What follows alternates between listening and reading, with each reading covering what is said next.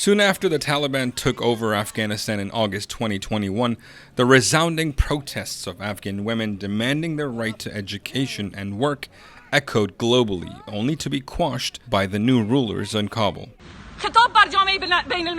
To the international community, it is impossible for the Taliban to accept women. Soon after these comments, Afghan activist Rashmin Joyenda was detained by the Taliban. After spending 10 days in prison, she fled her homeland. Her new battleground is Paris, where she stands alongside fellow activists to protest the Taliban. She still remembers the threats she'd received when her jailers released her back in Afghanistan. The day after I was released, the Taliban asked me to go back to the precinct.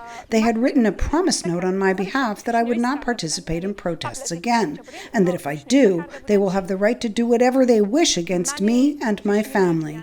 Women like Joyenda are renewing the protests that the Taliban tried to suppress by threatening people and locking them up. She says that women in Afghanistan are still protesting online, hoping that international communities will hear their voices. Stopping now is not an option, she says. We, the people of Afghanistan, don't have anything to lose, and now is the time for everyone in Afghanistan to stand against the Taliban.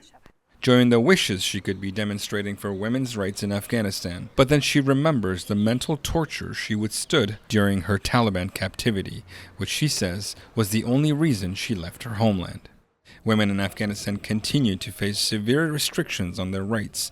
Under the Taliban, they are prohibited from pursuing higher education, seeking employment, and enjoying basic freedoms. For Jalal Mirzad in Paris, France, Bejan Hamdard, VOA News.